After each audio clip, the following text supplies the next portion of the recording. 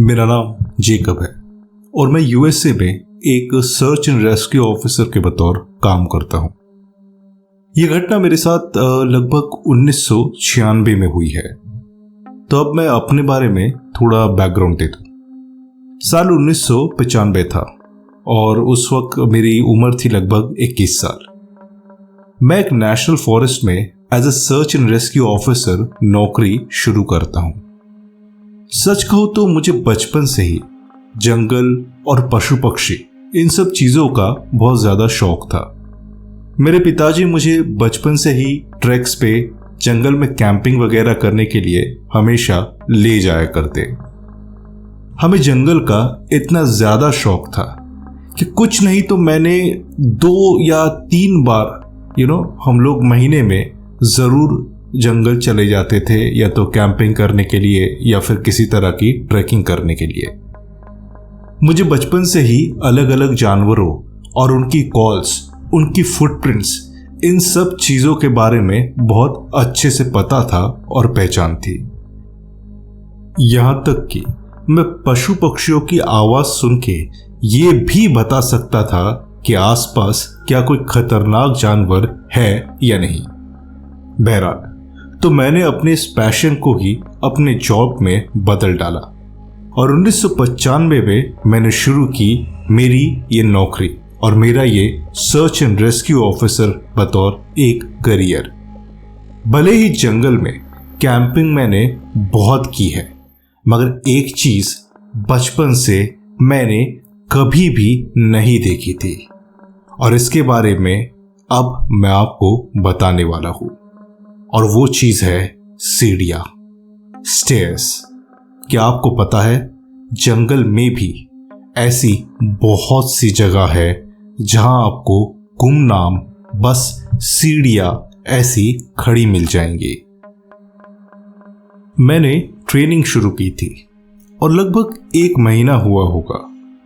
एक बार मैं अपने ट्रेनर के साथ जंगल में घूम रहा था, तब हमें अचानक सामने एक सीढ़ी दिखाई देती है। जंगल में बीचों बीच एक सीढ़ी थी। ये देख के तो मेरे एकदम होश उड़ जाते हैं कि ये सीढ़ी यहां क्या कर रही है। न घर न कुछ, बस एक सीढ़ी। मैंने ताज्जुब से जब अपने ट्रेनर को देखा तो उसने ऐसे किया जैसे उसे वो सीढ़ी दिखाई नहीं दी हो। मैंने उसे पूछा, रेमंड, तुम्हें ये सीढ़ी नहीं दिखी? ये है क्या? I mean, यहां एक सीढ़ी कैसे हो सकती है? ये बात सुन के रेमंड ने मेरी तरफ देखा और कहा, जेकब, ये मैं तुम्हें पहली और आखिरी बार बता रहा हूं। जंगल में तुम्हें ऐसी सीढ़ियां बहुत दिखेंगी। इन्हें तुम्हें देख के नजरअंदाज कर देना है। ना ही कभी इसके बारे में किसी से पूछना, ना ही इसके बारे में कभी भी किसी को कुछ बताना। तुम्हें नहीं इनके पास जाना है और ना ही ये सीढ़ियां जहां हो उस इलाके में ज्यादा देर रहना है। और हां, भूल कर भी कभी भी इसके ऊपर चढ़ मत जाना। मुझे तुमको जितना बताना था मैंने बता दिया। अब इस बारे में हम कभी भी आगे बात नहीं करेंगे। रेमंड की ये सारी बातें भले ही मुझे बहुत अजीब लगी हो, मगर मैंने फिर इसके बारे में उससे कुछ नहीं पूछा। अगले 1 साल मेरा इन सीढ़ियों से कई बार सामना हुआ था, मगर हर बार मेरे साथ रेमंड रहता। तो बात यह है कि पहले 1 साल तक नए रेंजर के साथ हमेशा ही उसका ट्रेनर रहता है। तो कुछ नहीं तो लगभग मुझे ये सीढ़ियां 8 से लेके 9 बार दिखाई दी होंगी जब तक मेरे साथ रेमंड था। और हर बार ही मैंने इन सीढ़ियों को देख के, जैसा मुझे रेमंड ने कहा था, मैं हर बार इन्हें नजरअंदाज कर दिया करता। जब मैं अकेले काम शुरू करता हूं तो एक बार मुझे एक कॉल आता है और यह कॉल था एक 26 साल के आदमी के खोने का। एक ग्रुप आया हुआ था हमारे पार्क में ही, और रात को वो लोग शायद कैंपिंग कर रहे थे।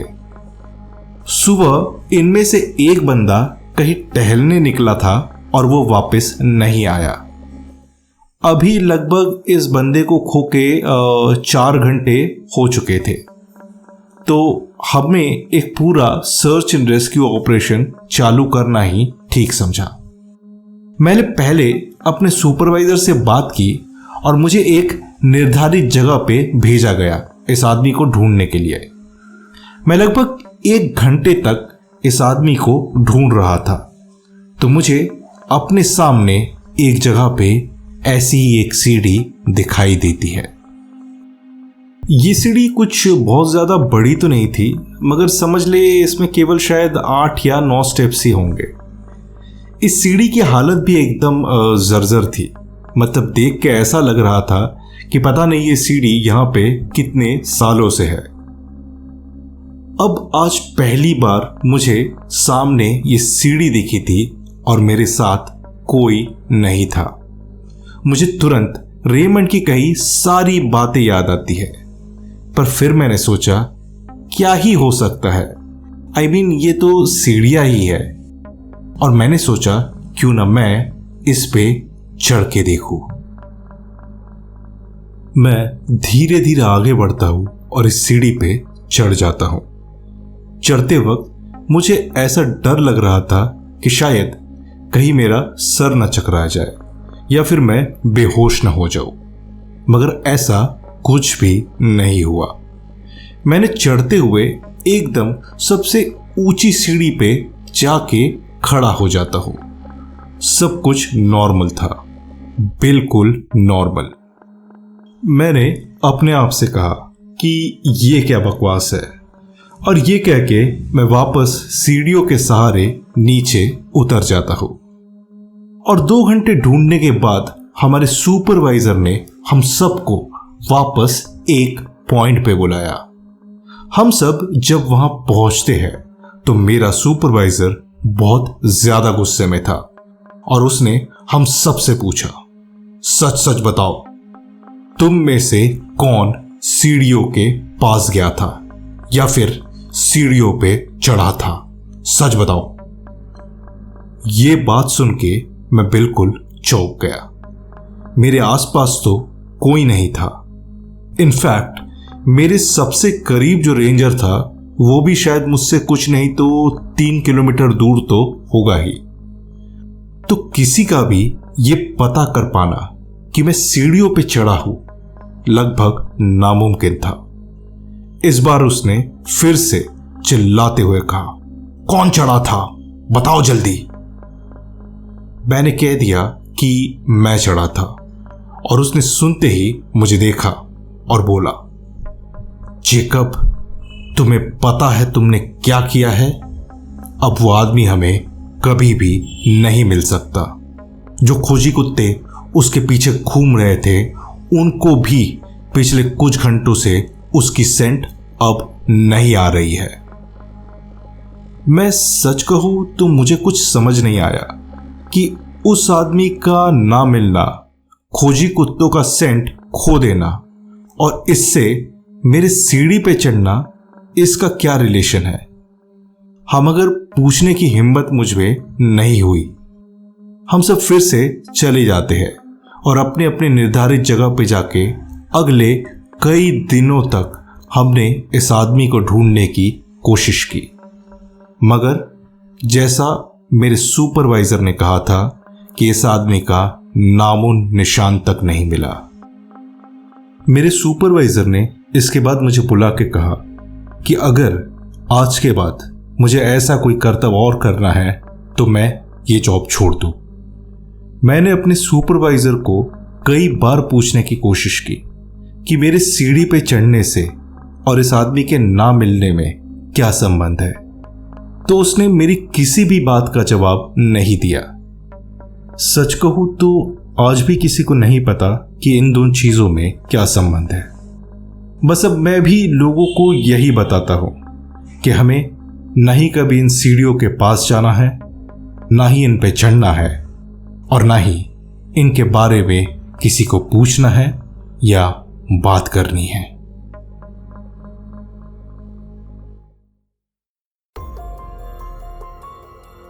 ये मेरे साथ हुआ एक दूसरा केस है जो मैं कभी भी भूल नहीं पाऊंगा। लोग आमतौर से खोते हैं और 100 में से लगभग 95 बार ये खोने वाले लोग तुरंत ही मिल जाते हैं। एक स्टैट्स अगर मैं आपके साथ शेयर करूं तो लगभग कहा जाता है कि अगर पहले 4 घंटों में कोई आदमी या कोई इंसान खोने के बाद ना मिले तो उसके मिलने के चांसेस 3% से भी कम रह जाते हैं। सबसे ज़्यादा दुखदाई केसेस होते हैं बच्चों के खोने के। जैसा मैंने कहा, आमतौर से ये बच्चे तुरंत ही आसपास खेलते हुए मिल जाएंगे, मगर कुछ केसेस में हम बिल्कुल बेबस हो जाते हैं और हमें समझ नहीं आता कि क्या किया जाए। ये घटना 1999 के समर के दौरान की है, जबकि एक बहुत ही बड़ा ग्रुप लगभग 15 या 20 लोगों का एक दिन की पिकनिक के लिए यहाँ पे आया हुआ था। ये शायद 3 परिवार थे, यानी 3 कपल और बाकी सब उनके बच्चे वगैरह ही थे। इनमें से एक कपल का बेटा जो कि 5 साल का था, वो एक स्पेशल चाइल्ड था जिसको बहुत ज़्यादा ध्यान और प्यार की ज़रूरत थी। मुझे याद है मैं रेंजर स्टेशन पर ही था और तभी मुझे एक कॉल आता है। हमें पता चला कि जो ग्रुप आज सुबह पिकनिक के लिए आया था उनमें से एक बच्चा नहीं मिल रहा है। मेरे साथ एक और रेंजर, हम दोनों अपनी गाड़ी निकालते हैं और सीधा वहाँ पहुँच जाते हैं। यहाँ पहुँच के हमने जब सबसे बात की तो हमें पता चला जो बच्चा खोया है वो एक स्पेशल चाइल्ड है और वो ज़्यादा चल फिर भी नहीं सकता। इस बच्चे के माँ को देखकर तो मुझे बहुत ज़्यादा बुरा लगा। ये औरत ज़ोरों से रोए जा रही थी और बिल्कुल इसे चुप कराना नामुमकिन हो रहा था। हम तुरंत इस बच्चे को ढूंढने में लग जाते हैं और थोड़ी देर में ही खोजी कुत्ते और भी कुछ रेंजर्स हमें ज्वाइन कर लेते हैं। देखते ही देखते ये खोजी कुत्तों ने इस बच्चे की सेंट भी पकड़ ली, मगर बाद में जैसे वो भी बहुत कंफ्यूज हो गए थे। हमारा ये सर्च ऑपरेशन अगले 1 महीने तक चला, मगर इस बच्चे का कोई नामो निशान नहीं मिलता है। एक समय तो हमें इस बच्चे के माता पिता पे भी शक हुआ कि कहीं ऐसा तो नहीं इन्होंने ही इस बच्चे को कुछ कर दिया हो, मगर बाद में पुलिस से कार्रवाई और पूछताछ के बाद ये बात साफ हो गई कि माता पिता निर्दोष है। तो फिर सवाल ये उठता है कि ये बच्चा जो कि चल फिर नहीं सकता, ये गया कहाँ होगा। इनके माता पिता ने कहा कि ये कभी भी अकेले कहीं नहीं जाता है और तो और ये 20 या 25 फीट से ज़्यादा दूर चल भी नहीं सकता, मतलब उसे बैठना पड़ेगा या सांस लेनी पड़ेगी। तो ये बच्चा जा कहाँ सकता है। ये लोग जिस इलाके में थे वहाँ कोई भी जानवर होने की भी संभावना नहीं है और तो और इस पार्क में भालू के अलावा और कोई जानवर वैसे है भी नहीं जो इंसानों पे हमला करे। पर भालू का इलाका भी इस पिकनिक स्पॉट से बहुत ज़्यादा दूर है और आज तक यहाँ, मतलब इस पिकनिक स्पॉट के इलाके में कभी भी कोई भालू नहीं आया है। जैसा मैंने कहा, पुलिस इसलिए भी इन्वॉल्व हुई थी कि हमें इसमें एक किडनैपिंग का एंगल भी दिखाई दे रहा था, मगर किडनैपिंग में तो रैंसम या फिरौती का कॉल वगैरह आना चाहिए, मगर ऐसा कुछ भी नहीं हुआ था। बहरहाल बहुत भारी दिल के साथ हमें एक केस बंद करना पड़ा और सबकी ज़िंदगी जैसी थी वैसे ही चालू हो जाती है। अब दिसंबर का महीना था और मेरा ही एक रेंजर दोस्त एंड्रू इस पिकनिक स्पॉट से लगभग 80 किलोमीटर दूर एक पहाड़ पे गया हुआ था। वो किसी काम से गया था, क्या काम है मुझे याद नहीं। शायद हमें ना विंटर में अलग अलग जगहों पे जाके देखना होता है कि वहाँ पे जो पशु पक्षी है क्या वो सुरक्षित है या नहीं। तो शायद इसी काम से वो गया होगा।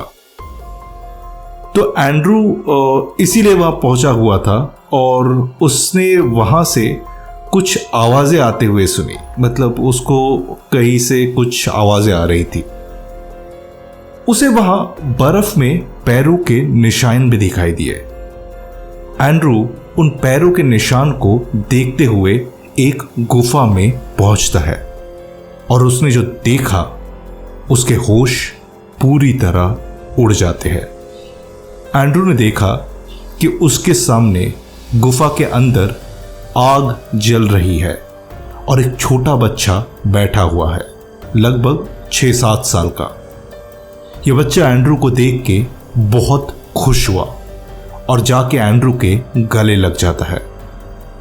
एंड्रू ने भी तुरंत रेंजर स्टेशन पे कॉल किया और हमें बताया कि यहाँ उसे एक बच्चा मिला है और ये शायद एक स्पेशल चाइल्ड है। ये खबर जैसे ही मुझे मिली, पता नहीं क्यों मेरे दिल में एक उम्मीद सी जगती है कि कहीं ये वही बच्चा तो नहीं। मगर ये कैसे हो सकता है? वो बच्चा तो कुछ नहीं 8 महीने पहले खोया था। बच्चा चल नहीं सकता था, अकेला था, तो वो 80 किलोमीटर दूर कैसे पहुंच सकता है?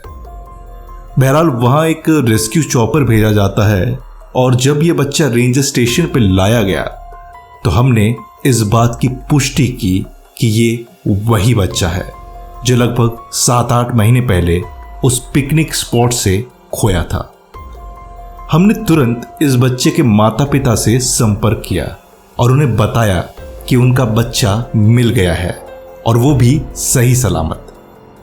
पहले तो बच्चे को तुरंत एक हॉस्पिटल ले जाया गया, ये देखने के लिए कि उसकी शारीरिक हालत कैसी है।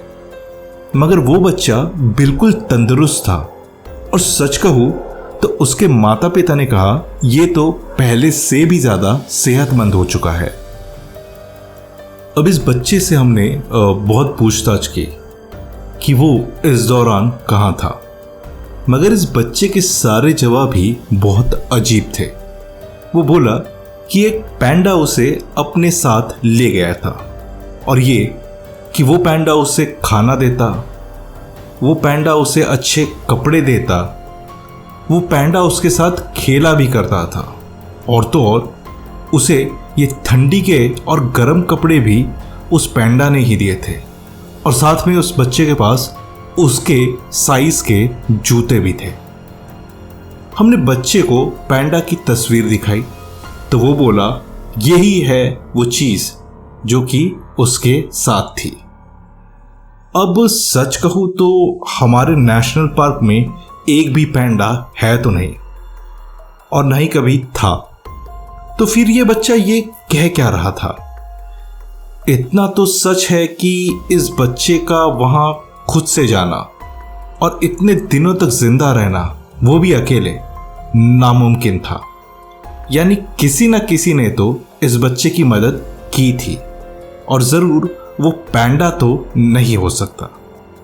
हाँ, हमें पहले ऐसा लगा कि कोई इंसान हो जो कि ये कहता है कि वो पैंडा है, मगर फिर उस बच्चे ने पैंडा की तस्वीर देखकर भी यही कहा कि वो जिसके साथ था इतने दिनों तक वो यही पैंडा है। तो बहरहाल इस केस को तो बंद कर दिया गया और आखिरकार सभी लोग बहुत खुश हुए कि बच्चा सही सलामत मिल तो गया। पर ये एक राज ही रह जाता है कि बच्चा इतने दिनों तक किसके साथ था।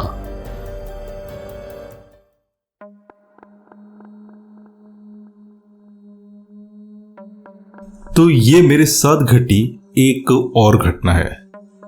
इसका जिक्र सच कहूं तो मैंने ज्यादा किसी के साथ नहीं किया है और नहीं ये मैंने अपने रेंजर्स ऑफिस में भी ठीक से रिपोर्ट किया था।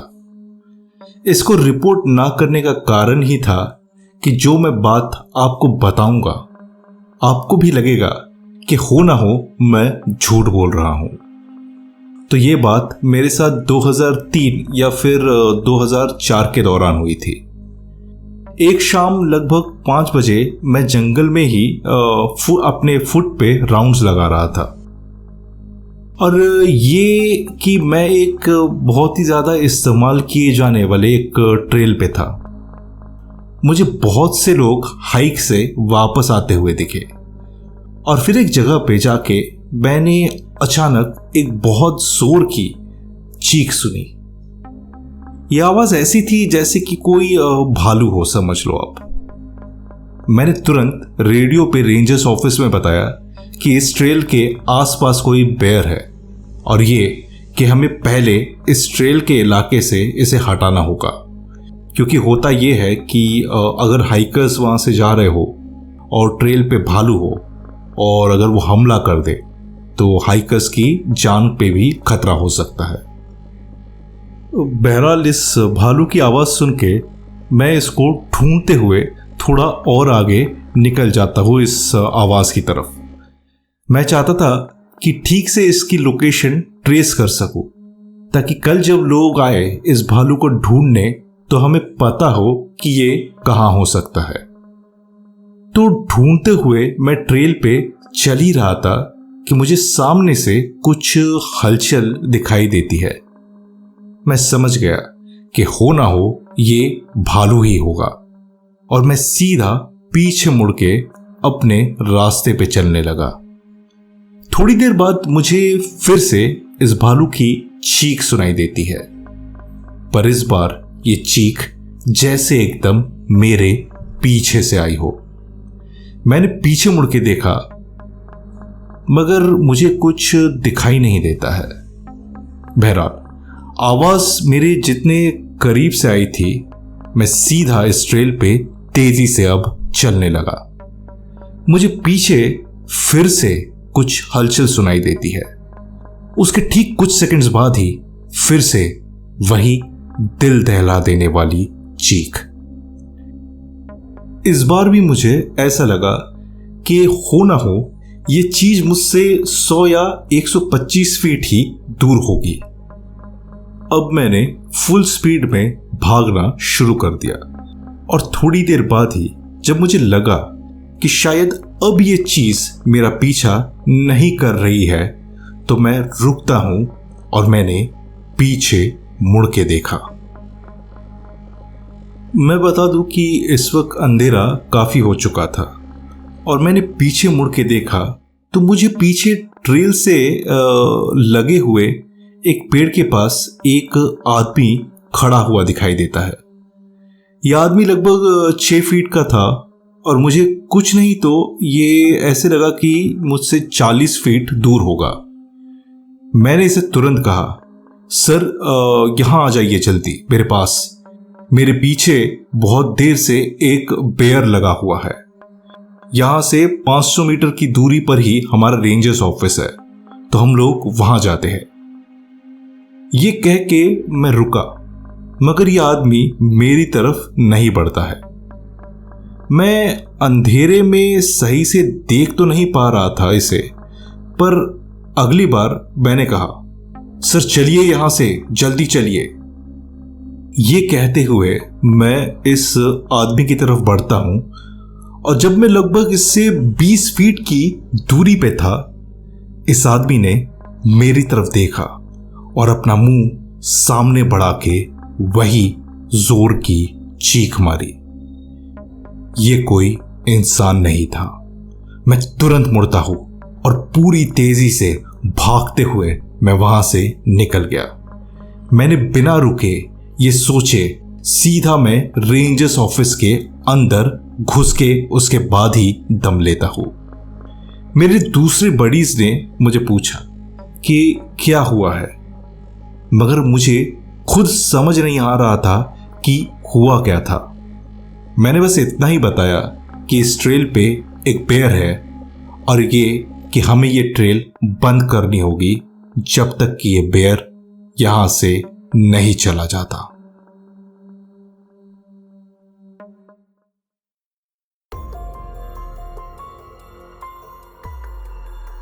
अब चलिए सुनते हैं आज की आखिरी कहानी।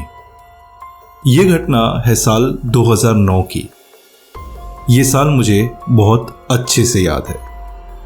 इस साल के विंटर में यहाँ बहुत ज़्यादा बर्फ़ गिरी थी और हमारे इस पार्क में इस साल सच कहूँ तो बहुत ज़्यादा लोग गुम भी हुए थे। मुझे याद है विंटर हाइकर्स और ट्रेकर्स में लगभग 30 लोग इस साल मारे भी गए थे और हमें इस साल के बीच में ही पार्क को पूरी तरह बंद कर देना पड़ा था। मैंने इनमें से एक इंसिडेंट देखा जो कि मैं आपके साथ अभी बांटना चाहता हूँ। एक परिवार आया हुआ था जिनको स्नो हाइक करनी थी।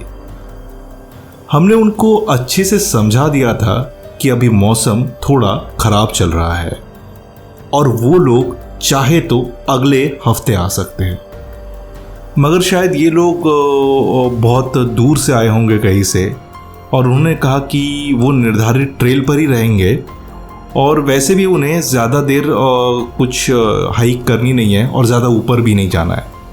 इनका मकसद बस यही था कि बच्चों को स्नो दिखाए और बस थोड़ी देर के लिए वो बच्चे स्नो में खेले। हमने इनकी सारी बातें सुन के इन्हें जाने दिया और वो लोग लगभग सुबह 6 से नहीं, वो लोग लगभग 6-7 घंटे में उन्होंने कहा था कि वो वापस आ जाने वाले हैं। ये लोग सुबह लगभग 7 बजे शुरू करते हैं और जब लगभग 3 बज गए और वो लोग वापस नहीं आए तो अब मुझे थोड़ी सी ना चिंता होने लगी, क्योंकि इन लोगों के साथ 3 बच्चे भी थे। जब मैं बच्चे कहता हूँ तो ये सच में बच्चे ही थे, काफ़ी छोटे। मैंने लगभग 4 बजे अपनी टीम से कहा कि हमें आगे जाना चाहिए और इन्हें ढूंढना चाहिए। हमें एक अंदाज़ा लग रहा था कि अगर ये खो गए हैं तो हमें शायद अंधेरे में भी सर्च ऑपरेशन चलाना पड़ेगा, तो हम उसी तरह से तैयारी करके निकले। मगर लगभग 7 बजे तक हमें मजबूरन वापस आ जाना पड़ा। हम फिर अगले दिन सुबह सुबह टीम बना के सर्च के लिए निकलते हैं और लगभग दोपहर हो जाने तक इस ट्रेल से बहुत दूर मुझे इनमें से एक बच्चा दिखाई देता है। ये बच्चा ठंड में जमकर मर गया था। मुझे इसे देख के बहुत ज़्यादा दुख हुआ, मगर मैं सच कहूँ तो कुछ नहीं कर सक रहा था उस वक्त। तो बाद में जब बाकी सभी लाशें मिलती है तो हमें ये पता चलता है कि शायद इनके पिता ने ही सबको इस ट्रेल से दूर हटा के कहीं ले जाने की कोशिश की थी, जबकि हमने इन्हें बार बार ये चेतावनी दी थी कि कुछ भी हो जाए ये ओरिजिनल ट्रेल से कहीं भी दूर ना भटके और ना ही किसी और जगह पे जाए। तो ये लोग ट्रेल से हटके जिस रास्ते पे गए वहाँ बर्फ बहुत खतरनाक था और वो लोग वहाँ से सीधा 500 फीट नीचे पत्थरों पे जाके गिरते हैं।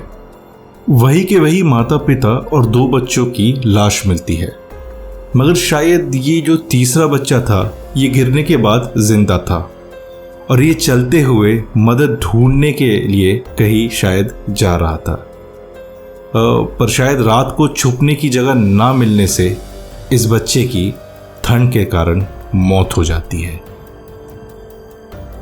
ये किस्सा मेरे लिए बहुत ही ज़्यादा दर्दनाक था, क्योंकि उस वक्त मैं खुद कुछ बच्चों का बाप था और इस बच्चे को देख के सच कहूँ तो मुझे बहुत ज़्यादा बुरा लगा और मुझे अपने बच्चों की भी याद आ गई।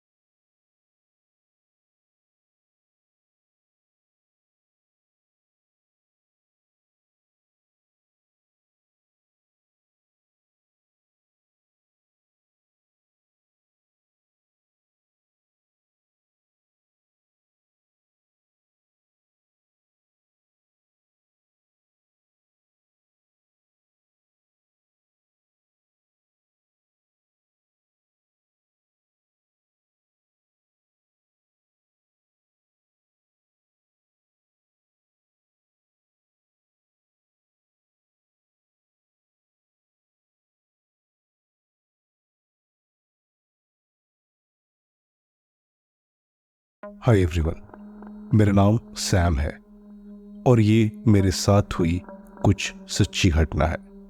मैं कनाडा में as a search and rescue officer के बतौर काम करता हूँ।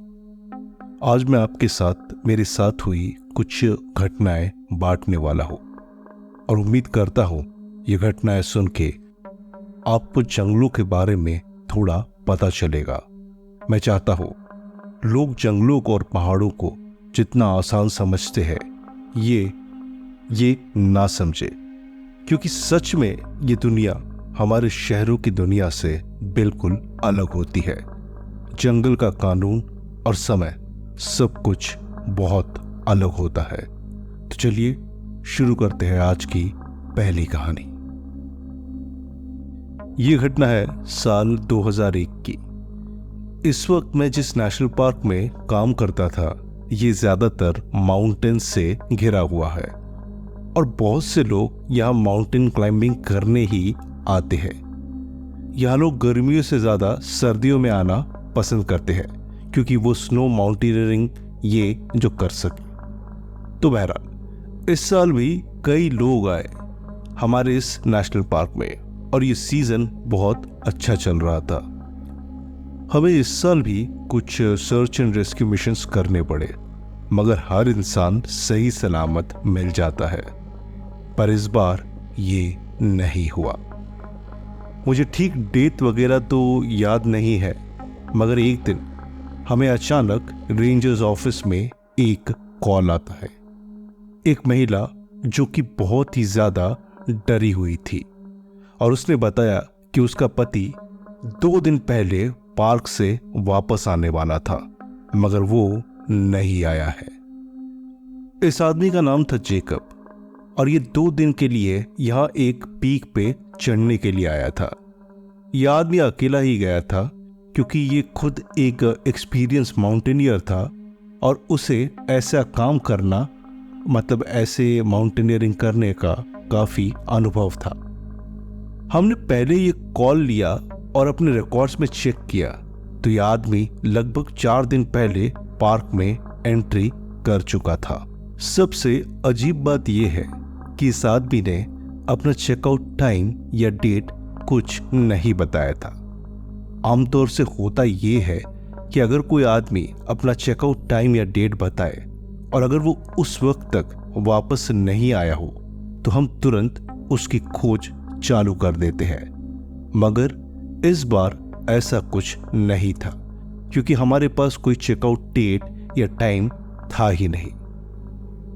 तो हम उसकी बीवी की बात सुन के एक सर्च पार्टी भेजते हैं वहां पे जहां वो गया था। सर्च पार्टी ने पहले दिन पूरा ढूंढा, मगर इस आदमी का कोई नामो निशान नहीं मिलता है। हमने रास्ते में बहुत से हाइकर्स भी देखे और हमने जब उन्हें जेकब के बारे में पूछा तो वो कोई भी नहीं बता सके क्योंकि उनमें से किसी ने भी जेकब को नहीं देखा था। रात हो जाती है और हमें सर्च मिशन तभी के तभी बंद करना पड़ा। अगले दिन सुबह सुबह जब सर्च पार्टी कुछ और ज्यादा लोगों और खोजी कुत्तों के साथ बाहर जाने वाली थी कि तभी जेकब की पत्नी वहां पे पहुंचती है। पहले तो हमने उसे शांत किया और कहा कि उम्मीद है आज ही जेकब का पता जरूर लग जाएगा और ये कि उम्मीद है वो सही सलामत ही होना चाहिए।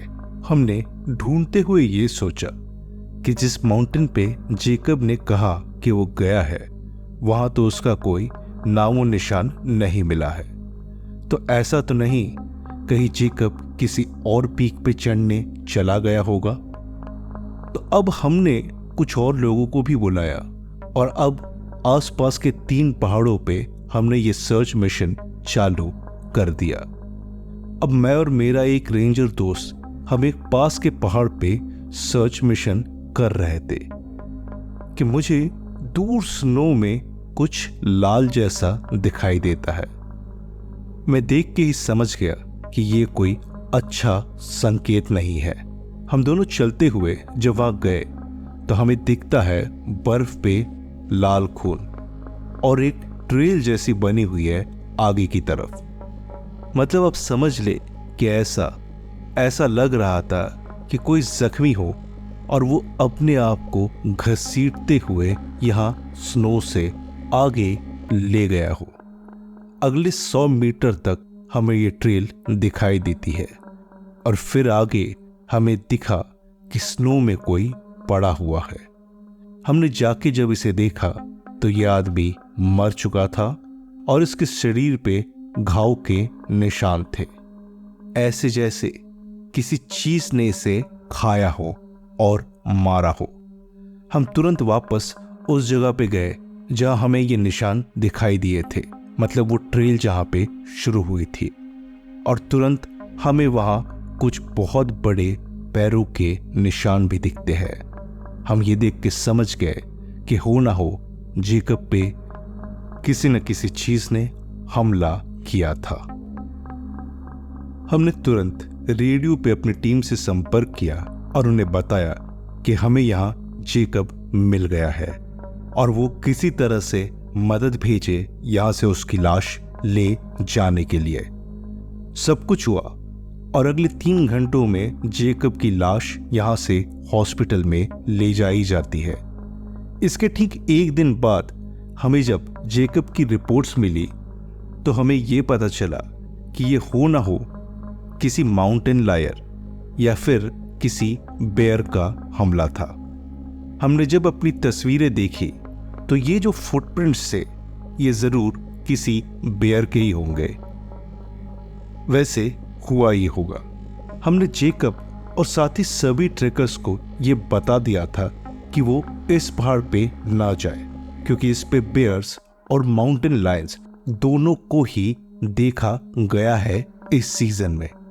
मगर पता नहीं क्यों जेकब इसके बावजूद भी इस माउंटेन पे चला जाता है।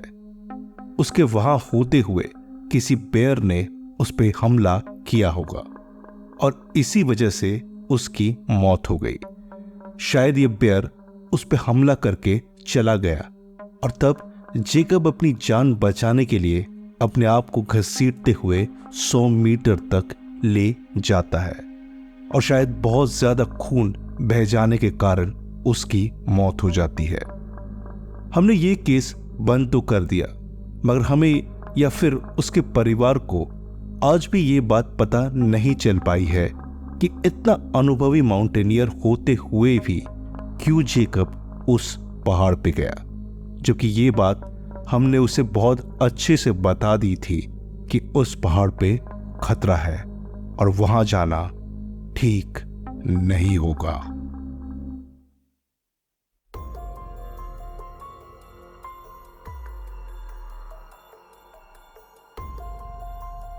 ये घटना है साल 2006 की और ये गर्मियों का मौसम था। हमारे पार्क में एक परिवार पिकनिक के लिए आता है। अच्छा, ये लोग कहीं अंदर नहीं गए थे और पार्क की शुरुआती जगह पे ही पिकनिक कर रहे थे। ये 4 लोग थे, माता पिता और उनके 2 बच्चे, और दोनों ही लगभग 6 साल के नीचे। दोपहर का वक्त और माता पिता बैठ के बातें कर रहे होंगे और बच्चे उनके आंखों के सामने ही खेल रहे थे कि अचानक वो लोग लगभग 1 मिनट के लिए अपना ध्यान वहां से हटाते हैं और उन्होंने देखा कि उनका बड़ा बेटा अब वहां नहीं था। दोनों भाग के वहां गए और जब छोटे बेटे से पूछा तो उसने कहा कि बड़ा बेटा झाड़ियों में गया है। अब पिता सीधा झाड़ियों में घुस जाते हैं बेटे को ढूंढने के लिए, पर जब 15 मिनट ढूंढने के बाद भी बेटा कहीं नहीं मिला तो वो सीधा रेंजर्स ऑफिस में आते हैं हमें बताने के लिए। ये दिन या ये घटना मुझे अच्छे से याद है क्योंकि इस दिन मैं खुद वहां पे था। तब हम लोग एक छोटी सी टीम लेके जंगल में जाते हैं, मगर हमें उस रात कुछ भी पता नहीं चला। एक बहुत ही बड़ा सर्च एंड रेस्क्यू मिशन शुरू होता है इस बच्चे को ढूंढने के लिए, और आखिरकार 1 महीने बाद यह मिशन बंद कर देना पड़ा। न हमें न कुत्तों को इस बच्चे का कोई भी नामो निशान नहीं मिलता है। ये ऐसा था जैसे कि ये बच्चा यहाँ आया ही न हो।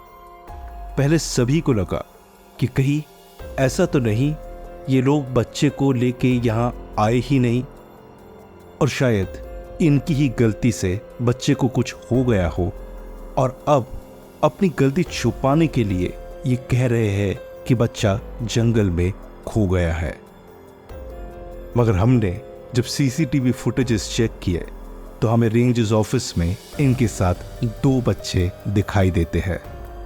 बहरहाल तो सर्च बंद हो जाती है और फिर एक दिन ये लोग अपने बच्चे को लेके, छोटे बच्चे को याद करने के लिए यहाँ आते हैं। ये लगभग बड़े बच्चे को खोने के 3 महीने बाद की अब ये घटना है।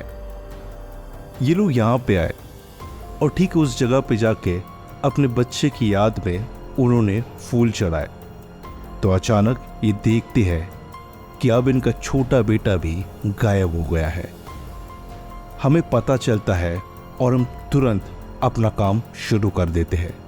देखते ही देखते इस पार्क का सबसे बड़ा सर्च एंड रेस्क्यू मिशन शुरू होता है और पहले बच्चे की तरह ही इस बच्चे का भी कोई भी नामो निशान नहीं मिला।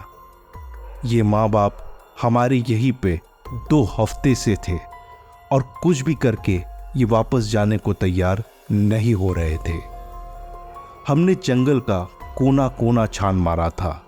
हेलीकॉप्टर्स, खोजी कुत्ते और 600 से ज्यादा लोग पिछले 2 हफ्ते से इस बच्चे को ढूंढ रहे थे, मगर ये ऐसा था जैसे कि ये बच्चा यहाँ आया ही न हो, या फिर जैसे कि किसी ने जमीन से उठा के इसे ऊपर आसमान में ले गया है। खोजी कुत्तों तक को इसकी कोई भी भनक नहीं लग रही थी। एक दिन मैं और मेरा एक साथी जंगल में इसे ढूंढ रहे थे कि मैं अचानक सामने पेड़ की टहनी पे एक बच्चा बैठा हुआ दिखाई देता है। हम दौड़ के गए और ये वही बच्चा था जिसे हम ढूंढ रहे थे।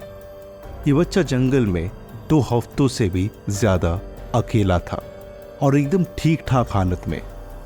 मतलब ऐसा नहीं कि इसके ऊपर मिट्टी वगैरह लगी हुई हो या कुछ। हमने बच्चे को तुरंत देख के पूछा कि वो यहाँ कैसे आया और वो ठीक तो है या नहीं। तो बच्चे ने कहा कि वो ठीक भी है और उसका भाई भी यहीं पर है। हमने इस बात पर विश्वास नहीं किया और जब हमने उससे पूछा कि उसका भाई कहाँ है तो वो हमें आगे की तरफ इशारा करके दिखाता है। मेरा साथी तुरंत दौड़ते हुए वहां गया और उसने देखा कि सामने वो बच्चा जो कि लगभग 3 महीने पहले खो गया था, वो पेड़ के सोया हुआ है। उसने तुरंत जाके बच्चे को उठाया और देखा ये बच्चा भी बिल्कुल ठीक है और बहुत ही ज्यादा तंदुरुस्त भी लग रहा है। ये दोनों बच्चे अब हमारे पास थे और हमने रेडियो पे सबको बताया कि हमें ना ही ये बच्चा मिल गया है, पर वो बच्चा भी मिल गया जो लगभग 3 महीने पहले खोया था। पहले तो बच्चे अपने माता पिता से मिलते हैं और फिर उन्हें तुरंत हॉस्पिटल ले जाया गया जांच पड़ताल के लिए। जांच का रिजल्ट आया कि बच्चे बिल्कुल ठीक है और बहुत अच्छी सेहत में भी है। अब शुरू होता है ये सिलसिला पूछताछ का कि ये बच्चे इतने दिन थे तो कहाँ थे। पहले बच्चे ने बताया कि वो इतने दिनों तक एक पेड़ के अंदर रहता था और उसके साथ एक आदमी था जिसे वो टेडी बेयर बताता है। बच्चे को जब पूछा गया कि वो बोला कि वो टेडी बेयर उसे खाना देता, सुला देता और जब भी वो डर जाए वो उसे लोरी भी सुनाया करता था। अब छोटे बेटे को जब पूछा गया तो वो भी बोला कि उसे उसके माँ बाप के पास से ये टेडी बियर लेके आया और उसको भी ये अपने भाई से मिलाता है। दोनों बच्चे बहुत खुश इसलिए भी थे कि उन्हें न स्कूल न किसी चीज की झंझट थी। हमने जब बच्चों को बेयर की तस्वीर दिखाई तो वो बोलते हैं ये ऐसा ही था, मगर बहुत ज्यादा बड़ा और ये इंसानों जैसे बात भी करता था। हम सब पूरी तरह चौंक जाते हैं कि ये बच्चे कह क्या रहे हैं। मतलब ये कोई इंसान नहीं था तो फिर ये था क्या? कोई भी बेयर ऐसे इंसान के बच्चे को इतने दिनों तक नहीं पाल पाएगा, और समझो पाला भी तो ये बात थोड़ी ना कर सकते हैं। इस खबर ने मीडिया को भी इस केस की तरफ आकर्षित किया, और इसके बावजूद भी कभी किसी को कोई सुराग नहीं मिल पाया कि ये जो टेडी बेयर जिसको बता रहे हैं वो चीज है क्या। भले ही कुछ लोगों ने ये बात कही कि क्या ये कोई बिगफुट हो सकता है। हमने अपने पार्क में ऐसे पहले भी खबरें सुनी है कि लोगों को एक बहुत ही ज्यादा बड़ा बेयर दिखाई दिया है, मगर वो एक बड़ा बेयर भी हो सकता है, ना कि बिगफुट।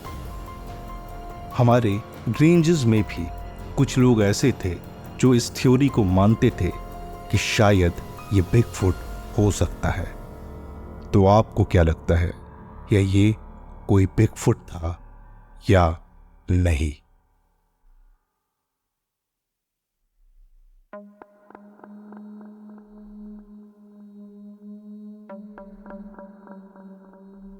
ये घटना जो मैं आपको बताने वाला हूं, ये मेरे खुद के साथ हुई थी। मुझे याद है साल था 2009 और विंटर का समय चल रहा होगा। हम लोग एक सर्च एंड रेस्क्यू मिशन पे थे जो कि खत्म हो गया था। हमें एक कॉल आती है रेडियो पे कि जिस आदमी को हम ढूंढ रहे हैं वो मिल गया है। अब हमें वापस जाना था अपने गाड़ी की तरफ। हम निकल जाते हैं और चल के वापस अपनी गाड़ी की तरफ जा ही रहे थे कि मुझे जोर से टॉयलेट आ जाती है। मैंने अपनी पार्टनर को, जो कि एक लड़की थी, मैंने उसे कहा कि वो 2 मिनट के लिए रुके और मैं तुरंत वापस आऊंगा। ये बोल के मैं सीधा पास की झाड़ियों में घुस जाता हूं। मैंने जब अपना काम करके झाड़ियों से निकला तो मैंने देखा कि अभी रात हो गई है। लेकिन ये कैसे मुमकिन है, क्योंकि अभी तो दोपहर के 1 बजने चाहिए, मतलब 1 बज रहे होंगे, तो अचानक इतना अंधेरा कैसे हो गया। मैं चलते हुए थोड़ा आगे गया तो मैं समझ गया कि ये तो वो माउंटेन भी नहीं है जिसपे मैं और मेरी पार्टनर सर्च करने के लिए आए थे। तो ये मैं कहां आ गया हूं? मैं बिल्कुल हैरान था और इधर उधर देख के आगे जाने लगा। मुझे सामने से एक टॉर्च की रोशनी दिखाई देती है मेरी तरफ ही बढ़ते हुए, और मैंने तुरंत आवाज देके ये कहा कि मैं यहां पे हूं। मैंने देखा कि एक आदमी सैम सैम चिल्लाते हुए मेरी तरफ आ रहा था।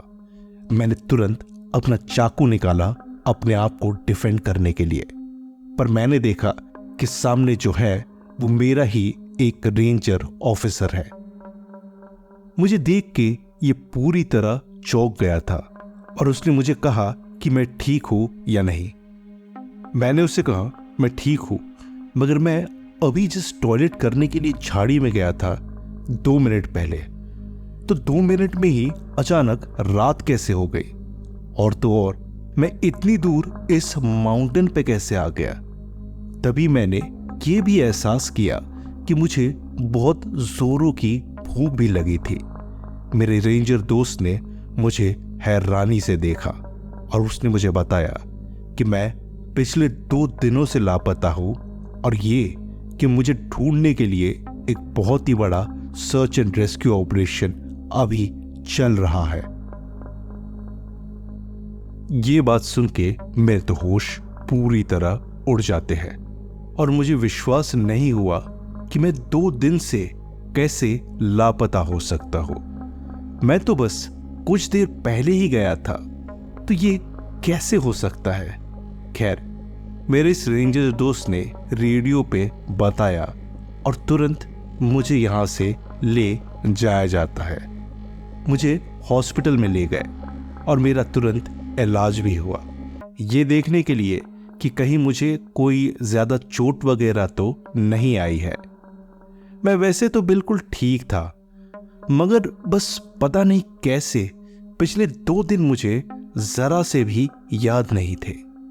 हॉस्पिटल की तरफ से मेरे ब्रेन स्कैन्स भी हुए और बहुत कुछ ऐसा होता है देखने के लिए कि क्या मुझ में किसी तरह की मेंटल इलनेस हो सकती है, मगर ऐसा कुछ भी नहीं था।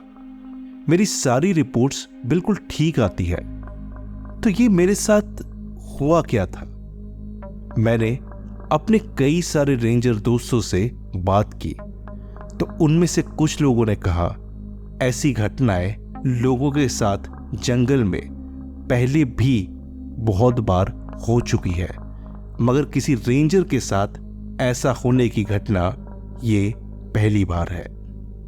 इन लोगों ने मुझे बहुत पूछा कि क्या उन झाड़ियों में मैंने कुछ अजीब देखा या कोई अजीब जानवर वगैरह था, पर सच कहूं तो मुझे ऐसा कुछ भी याद नहीं है।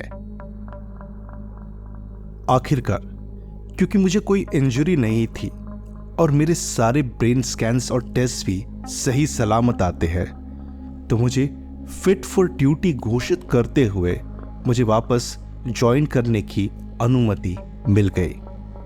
पर हाँ, आज भी ये हादसा हमारे लिए एक राज है कि उस दिन मेरे साथ हुआ क्या था। मेरा नाम पीटर है और मैं कनाडा के एक बहुत बड़े नेशनल फॉरेस्ट में एक सर्च एंड रेस्क्यू ऑफिसर के बतौर काम करता हूं। आज मैं आपके साथ कुछ घटनाएं बांटने वाला हूं। ये घटनाएं बिल्कुल अलग अलग है। ये जो पहली घटना है इसमें मुझे पूरी तरह से झंझोर के रख दिया था। ये घटना हुई थी साल 2006 में और इस समय मुझे यहाँ काम करते हुए आप समझ सकते हैं लगभग 10 साल हो चुके थे। मैं इस समय एक बहुत ही एक्सपीरियंस्ड रेंजर था। मुझे याद है कि एक सुबह जब गर्मी का मौसम था, हमारे रेंजर्स ऑफिस में अचानक एक रेडियो मैसेज आता है, कैंप साइट 3 से एक बच्चा खो गया है। मुझे पहले लगा ये कोई रेगुलर कॉल ही होगा और मैं अपने कुछ साथियों को लेके सीधा कैंप साइट 3 पहुंच जाता हूं।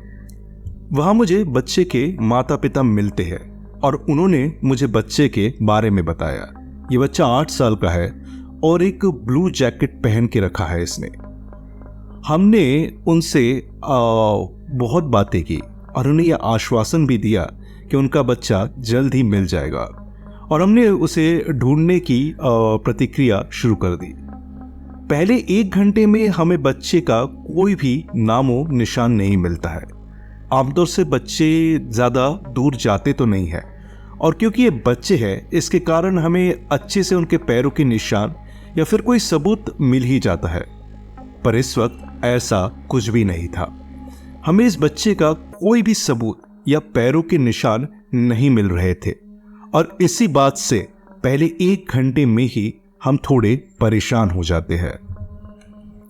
वैसे खोजी कुत्तों को तो हम लगभग 2 या 3 घंटे बाद बुलाते हैं, पर पता नहीं क्यों मुझे ये एहसास हुआ कि हमें ज्यादा देर नहीं करनी चाहिए और हमने तुरंत खोजी कुत्तों की टीम को बुलवा लिया। टीम ने आके जैसे खोजना शुरू किया तो इस टीम का भी बच्चे को कोई सेंट नहीं मिल रही थी। मतलब इन्हें भी बहुत ज़्यादा परेशानी हो रही थी। ये ऐसा था जैसे कि ये बच्चा एक जगह पे आता और फिर कुत्तों को जैसे उसकी सेंट नहीं मिलती थी। ऐसे करते करते बहुत देर हो गई और कुत्ते भी अब लगभग हार मान चुके थे जब इनमें से कुत्ते को इस बच्चे की सेंट मिल जाती है। हम सब उसके साथ भागते हुए एक जगह पे पहुंचे और हमने वहां देखा कि वहां पे सीढ़ियां है। जी हाँ, आपने जंगल में रहस्यमय सीढ़ियों के बारे में तो जरूर ही सुना होगा और जानते भी होंगे कि हम रेंजर्स कोशिश करते हैं जितना भी हो सके इन सीढ़ियों के पास ना जाए। इस बार ये खोजी कुत्ते हमें सीधा इन सीढ़ियों के पास लेके आते हैं। मैं और मेरी टीम के 2 लोग जब यहाँ पहुंचे तो हम तीनों ही इन सीढ़ियों के पास जाने से थोड़ा कतरा रहे थे। मगर सीनियर होने के कारण मैंने ये तय किया कि मैं ही जाके वहां देखूंगा कि वहां क्या है। अब मैं आपको बता दूं कि इस समय अंधेरा था और इसीलिए सीढ़ियों से थोड़ी दूर होने के कारण हमें कुछ भी पता नहीं चल रहा था कि कुत्ते हमें सीढ़ियों के यहां क्यों लेके आए हैं। मैं जब सीढ़ियों के पास पहुंचता हूं तो मैंने देखा कि सीढ़ियों के ठीक नीचे कुछ है। ये देखते ही मेरा सबसे बड़ा डर सच हो जाता है। ये वही बच्चा था, वो अपना पेट पकड़ के सोया हुआ था, या फिर मैं बोलूं पड़ा हुआ था। मैं समझ गया कि ये बच्चा ना हिल रहा है, मतलब ये मर चुका है। मैंने तुरंत रेडियो करके अपनी पूरी टीम को यहां बुलवा लिया। इससे पहले कि मैं इस बच्चे को हाथ लगाऊं, मैंने सोचा ये करना ठीक रहेगा। टीम आके बच्चे की लाश को लेके चली जाती है और फिर था सबसे मुश्किल काम। फिर मुझे इस बच्चे के परिवार को बताना था कि उनका बच्चा मिल तो गया है पर वो जिंदा नहीं है। मैंने किसी तरह अपने दिल पे पत्थर रख के ये न्यूज़ उनके घर वालों को बताई, पर आज भी उस माँ की चीखें मुझे याद है। बस कई घंटों पहले ही ये हंसता खेलता परिवार छुट्टियां बिताने इस जंगल में आया हुआ था और अब जैसे उनके ऊपर जिंदगी का सबसे बड़ा दुख आ गया हो। बहरहाल मैं परेशान इस चीज को लेके था कि इस बच्चे की मौत हुई तो कैसे। जब ये लोग बॉडी को उठा के फोरेंसिक के लिए ले गए तब मैंने देखा इस बच्चे पे कोई भी खरोच या चोट के निशान नहीं थे। तो फिर ऐसा कैसे हुआ? अब आमतौर से जो फोरेंसिक टीम होती है और पुलिस होती है वो हमें ज़्यादा कुछ बताते नहीं है, क्योंकि हमारा काम बस लोगों को खोजना होता है। पर इस बार फोरेंसिक टीम में मेरे एक दोस्त ने मुझे कॉल किया और पूछा क्या मुझे वो बच्चा याद है जो लगभग एक हफ्ते पहले सीढ़ियों के पास मिला था। मैंने बताया कि हाँ मुझे याद है वो बच्चा, लेकिन जब उसने मुझे इसकी मौत का कारण बताया तो मेरे होश पूरी तरह उड़ जाते हैं। उसने मुझे बताया कि बच्चे को कोई भी बाहर से इंजरी तो नहीं है, पर उसके अंदर के बहुत सारे पार्ट्स जैसे कटे हुए पाए गए हैं। उसका लिवर 2 टुकड़ों में है, उसकी किडनीज 2 टुकड़ों में है, उसका हार्ट और लंग्स भी 2 टुकड़ों में पाया गया है। मैंने कहा कि ये कैसे हो सकता है? अगर बच्चे को कोई बाहरी चोट नहीं है तो उसके शरीर के अंदर के पुर्जे कैसे कटे सकते हैं? फोरेंसिक टीम्स और इंटेलिजेंस टीम्स भी इस केस में आई थी और उन्होंने बहुत खोजबीन की और पता करने की कोशिश की, मगर उन्हें कुछ भी पता नहीं चल पाया। लगभग 3 महीने बाद इस केस को इंटरनल ब्लीडिंग कहते हुए क्लोज कर दिया जाता है। मगर आज भी हम जानते हैं कि उस बच्चे के साथ ऐसा कुछ हुआ था जिसका हमें शायद कोई अंदाजा भी नहीं है। क्या ये इस जंगल में किसी तरह का जानवर है या फिर कोई एलियन अबडक्शन? मुझे नहीं पता, पर हाँ उस दिन से आज तक हमें ऐसा कोई केस नहीं मिला है।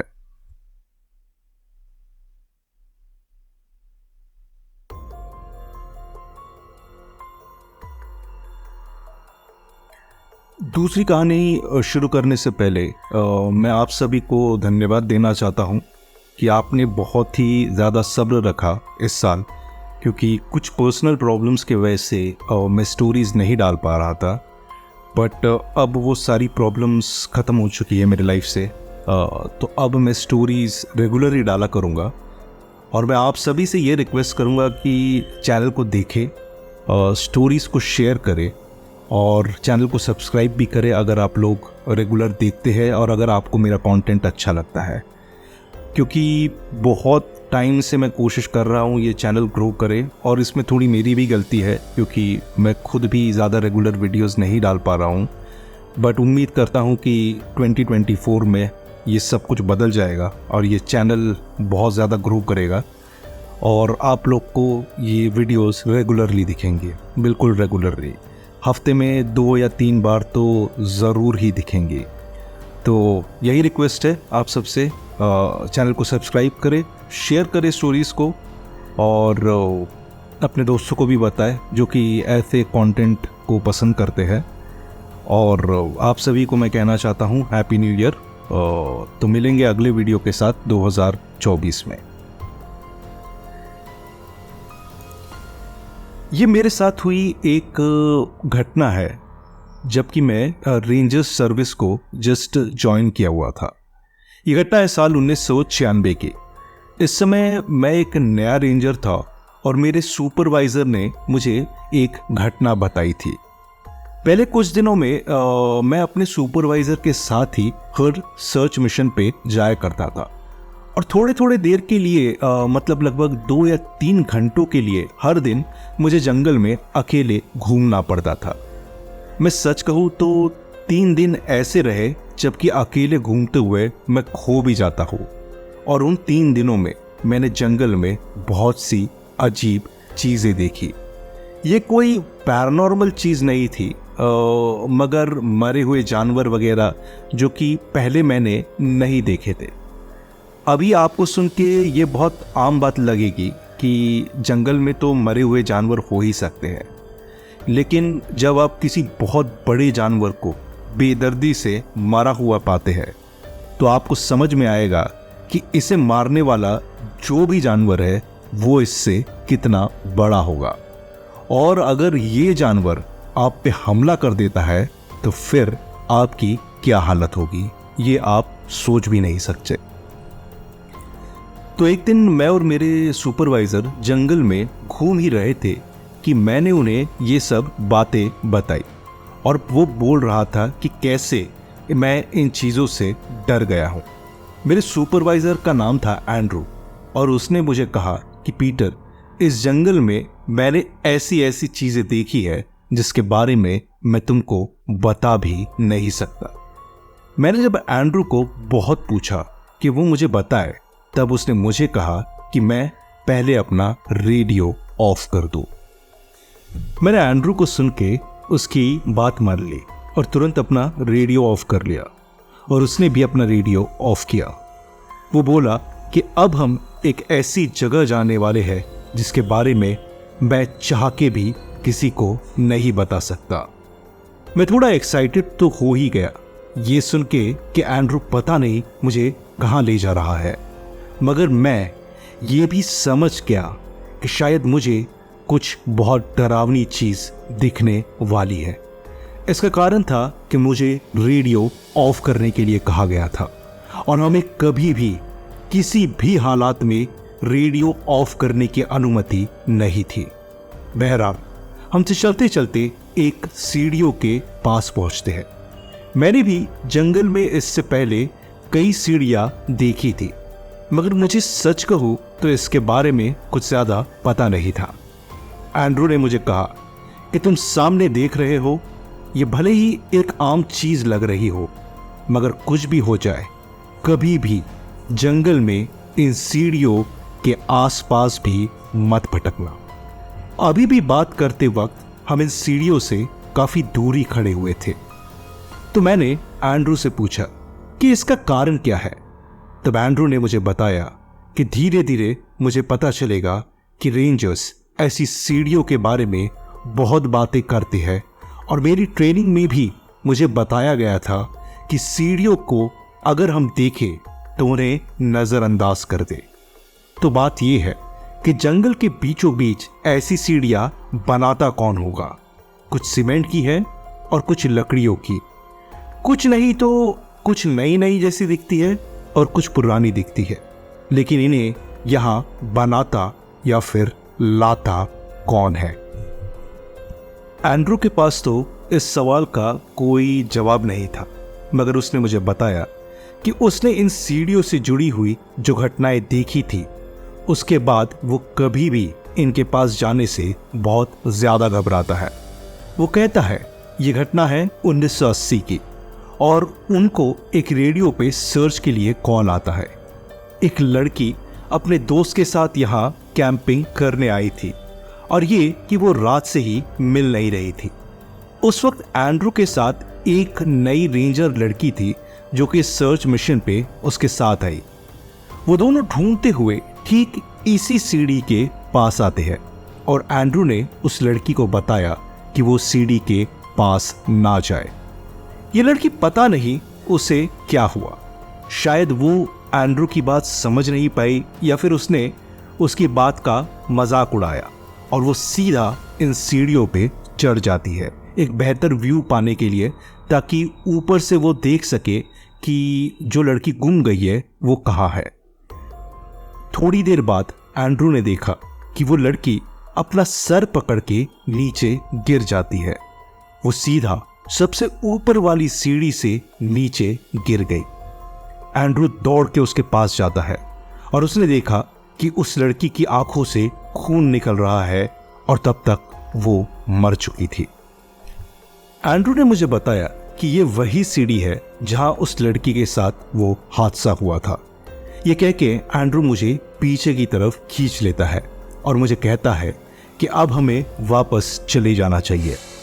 मैं उससे कुछ पूछने वाला ही था, मगर उसने मुझे कहा कि अब इस बात को और सीढ़ियों को लेके ना तुम कभी मुझसे या किसी और से बात करोगे, और हाँ, अगर अपनी जान तुम्हें प्यारी है तो इनसे हमेशा दूर रहना।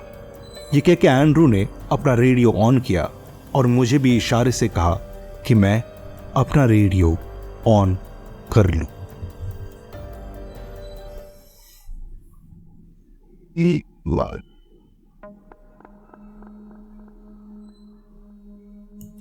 ये घटना मेरे साथ तब हुई जब मैं अपने ट्रेनिंग में था और साल था 1996।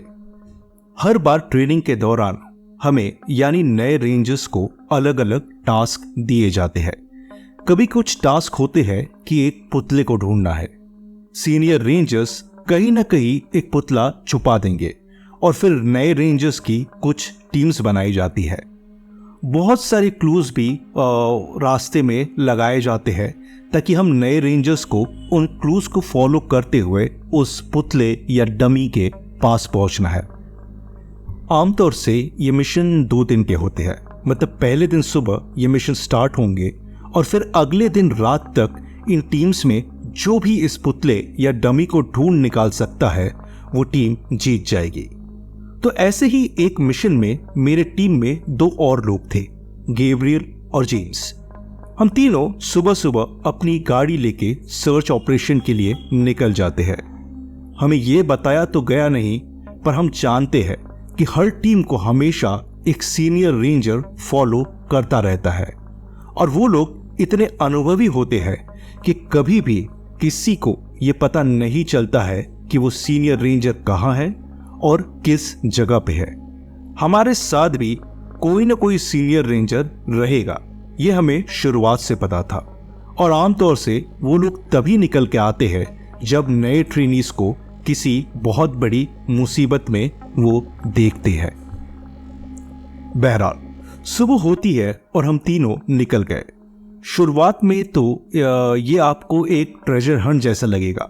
मैं श्योर हूं आप सब ने ट्रेजर हंट तो जरूर किया होगा, बचपन में, स्कूल में, या फिर जो लोग काम करते हैं ऑफिस में भी ऐसे ट्रेजर हंट्स होते हैं। तो शुरुआत तो हमारी बहुत अच्छी हुई। हमें तुरंत कुछ क्लूज मिलते हैं और हम समझ गए कि हमें अपने रेंजर्स ऑफिस से लगभग 20 किलोमीटर दूर एक पहाड़ के वहां जाना है। अब मैं ये तो जानता था क्योंकि ये 2 दिन का सर्च है, तो पहले दिन तो किसी को ये पुतला मिलने वाला नहीं है, मतलब ऐसे ही उसे छुपाया गया होगा ताकि पहली रात तो हमें ना मिले। बाद में जब आज मैं खुद एक सीनियर रेंजर हूं, मैं कह सकता हूं कि इसका मेन रीजन है कि वो हमें ये देखना चाहते हैं कि हम बिना किसी आग या साजो सामान के रात जंगल में किस तरह बिताते हैं। हम पहुंचे इस पहाड़ के पास जहां के नीचे से एक छोटी सी नदी जाती है। हम तीनों ने यह तय किया कि आज हम यही नदी के पास ही अपना कैंप सेटअप करेंगे। तो हम सब पहले जुट जाते हैं इसी के लिए। सबसे पहले लकड़ियां ढूंढने थी आग जलाने के लिए और मैं सीधा निकल जाता हूं इस काम के लिए। हमें यह बताया जाता है और कहा गया है कि हम कोई भी पेड़ काट नहीं सकते यानी हमें कैंप देख समझ के ऐसी जगह पे सेटअप करना है जहां की हमें लकड़ियां नीचे गिरी हुई मिले आसानी से। कोई भी पेड़ से ना हम लकड़ियां तोड़ सकते हैं और ना ही किसी को काट सकते हैं।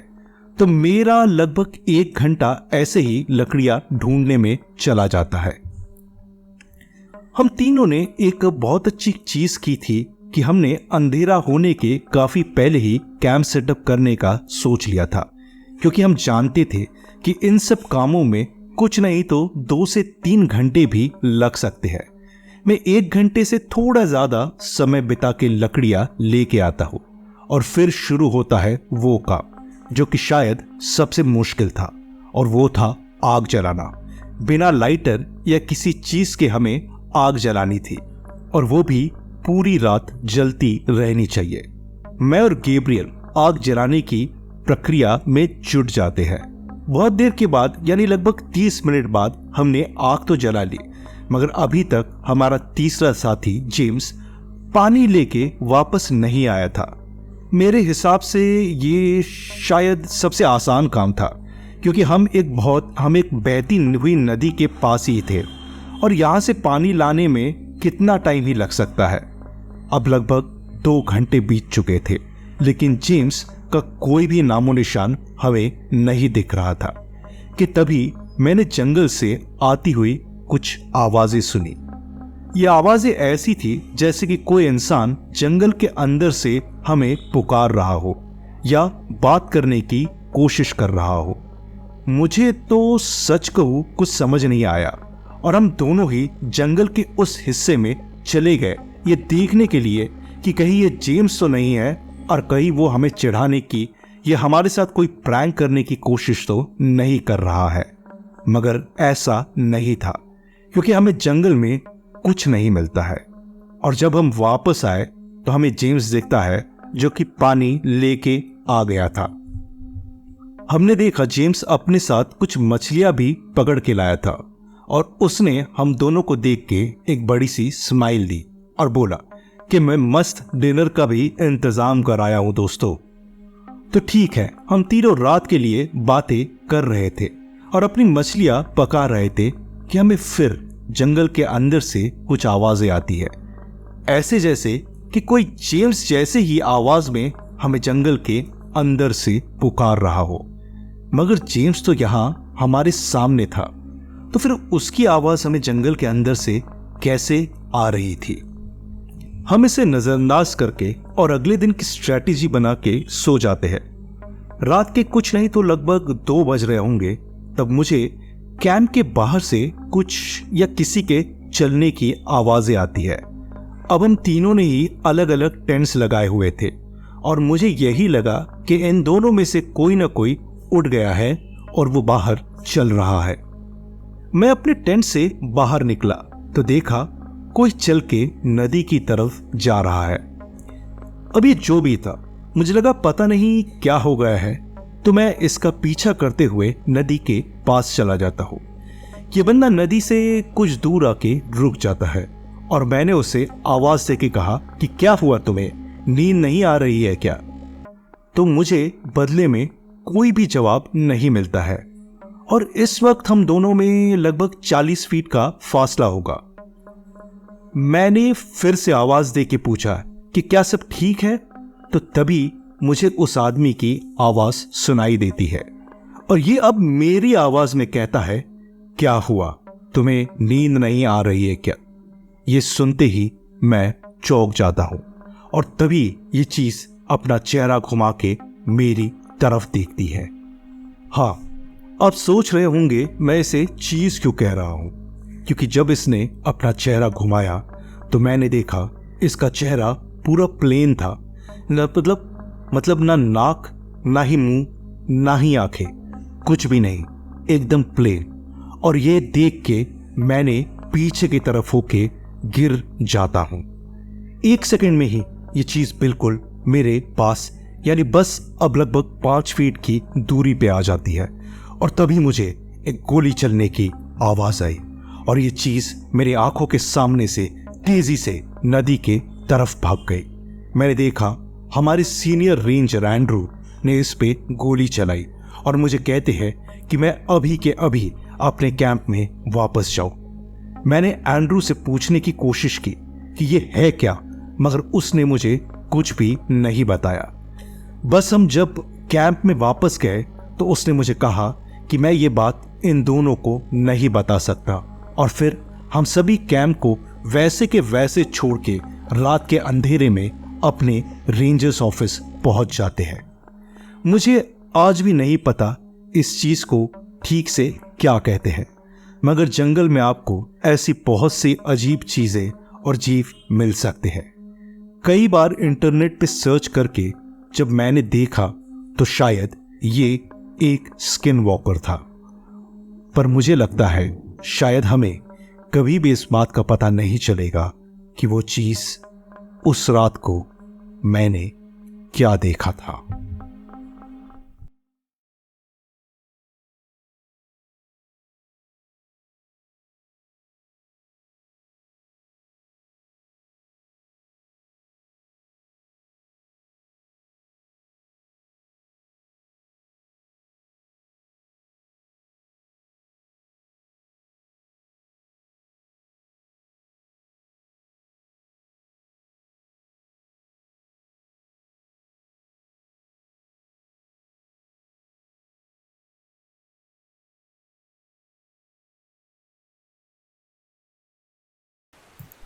ये एक सच्ची घटना है जो कि कैलिफोर्निया सर्टोगा के यूशान नेशनल पार्क में घटी थी। इस घटना को कैलिफोर्निया के न्यूज़पेपर में भी पब्लिश किया गया था, और अब आगे की कहानी मैं आपको उस पब्लिश हुए आर्टिकल के आधार पर ही सुनाऊंगा। जुलाई 26, 1981। 14 वर्ष की स्टेसी अपने पिता के साथ समय बिताने और हॉर्स राइडिंग करने के लिए सनराइज सियरा नेशनल पार्क पहुंची थी। उस जगह पर एक बड़ी सी वाटर बॉडी भी थी जिसे टनाया लेक के नाम से फेमस जाना जाता है। स्टेसी के पिता ने आराम करने के लिए एक छोटा सा कैंप लगाने का सोचा। स्टेसी को प्रकृति की सुंदरता को कैमरे में कैद करने में बहुत खुशी मिलती थी। उसने अपने बैग से कैमरा निकाला और आसपास के जंगल, फूलों और छोटे मोटे जीव जंतुओं की फोटो लेने लगी। वो उस समय एक टैंक टॉप, लोअर और फ्लिप फ्लॉप्स पहने हुए थी। हॉर्स राइडिंग करते समय जो राइडिंग बूट्स पहने जाते हैं वो स्टेसी ने अपने उतार के रख दिए थे। स्टेसी के पिता उस वक्त टेंट लगाने में और खाना बनाने में मशरूफ थे। अब सूरज डूबने लगा था। स्टेसी को एक बड़ा सा पत्थर दिखाई दिया। वो उस पत्थर पे चढ़ के सनसेट की कुछ फोटोज खींचने लगी। स्टेसी और उसके पिता काफी और लोगों के साथ आए हुए थे, और उनमें से एक था जेरल्ड स्टीवर्ट। जेरल्ड ने जब स्टेसी को फोटोज क्लिक करते हुए देखा तो उसने स्टेसी से कहा कि वो एक और सुंदर जगह जानता है जहां स्टेसी और भी सुंदर फोटोज क्लिक कर सकती है। जेरल्ड स्टेसी के पिता की उम्र का था और स्टेसी के पिता से उसके काफी अच्छे संबंध थे। स्टेसी अपने कैमरे को हाथ में लिए जेरल्ड के साथ चल देती है। असल में जेरल्ड जिस जगह की बात कर रहा था और स्टेसी को दिखाना चाहता था वो टनाया लेक ही था। सुंदर और साफ पानी की झील जो कि जंगल के बीचों बीच है। जहाँ पर स्टेसी के पिता वो अपना कैंप लगा रहे थे, ये लेक मुश्किल से वहाँ से 20 मिनट पैदल चलने की दूरी पे था। अब जेरल्ड और स्टेसी साथ में बातचीत करते हुए जा रहे थे। अब लगभग आधा रास्ता नाप लेने के बाद जेरल्ड की सांस फूलने लगी और उसने स्टेसी से थोड़ी देर रुकने को कहा। जेरल्ड एक पेड़ के नीचे आराम करने लगा, पर स्टेसी तो आगे बढ़ गई थी। जब जेरल्ड लेक के पास पहुंचा तो उसे स्टेसी कहीं भी नजर नहीं आई। उसने स्टेसी को काफी आवाजें लगाई और बहुत देर तक ढूंढा, पर जेरल्ड को स्टेसी का नामो निशान तक नहीं मिला।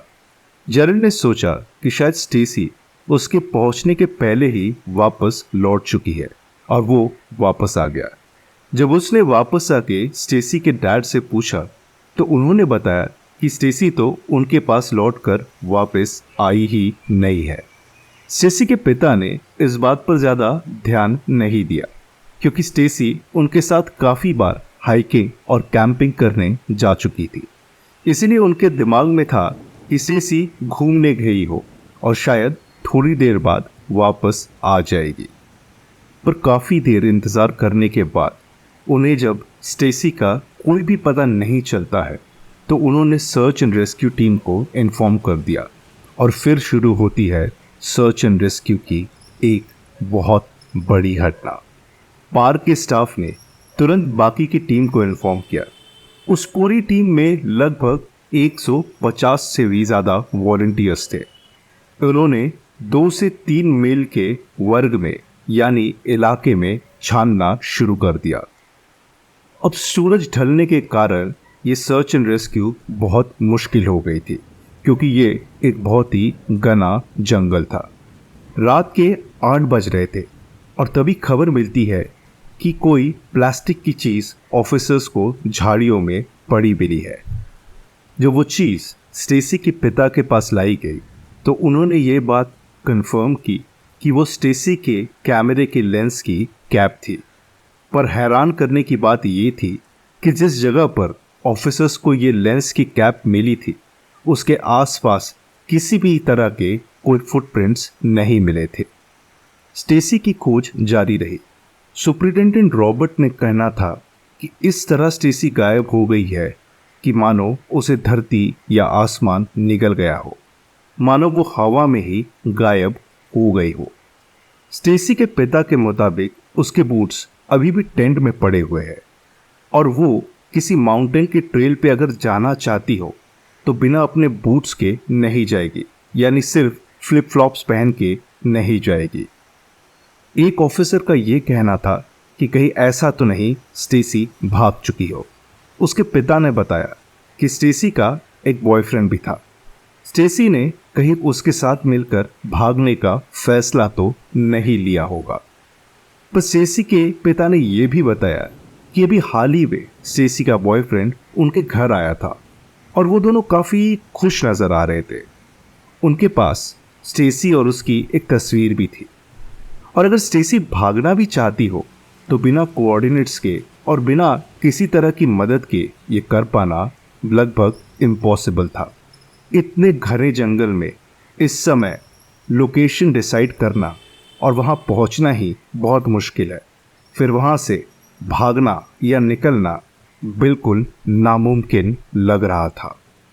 इस घटना को कई दिन बीत जाते हैं। स्टेसी के स्कूल और उसके फ्रेंड से पता चला कि स्टेसी को स्मोकिंग करने की बहुत बुरी आदत थी। अब वो स्मोकिंग जाहिर सी बात है अपने पिता के सामने तो नहीं कर सकती और शायद इसीलिए वो कैंपिंग ग्राउंड से थोड़ा सा दूर स्मोक करने के लिए गई होगी। जब निकोटीन की तरफ लगती है तब इंसान का दिमाग अच्छे से काम नहीं कर पाता। स्मोकिंग से उठा हुआ स्मोक और जली हुई सिगरेट्स को जंगल में स्पॉट करना बहुत आसान हो जाता है और शायद इसी डर से कहीं उसके पिता उसे पकड़ न ले वो जंगल में और अंदर की तरफ चली गई होगी। जब वो स्मोकिंग करने के बाद वापस आ रही होगी तब शायद वो किसी गड्ढे में गिर गई हो। स्टेसी की खोज कई दिनों तक जारी रही और फिर थक हार कर जब कोई भी एविडेंस हाथ नहीं लगता है तो 13 दिन बाद इस ऑपरेशन को सीज कर दिया गया।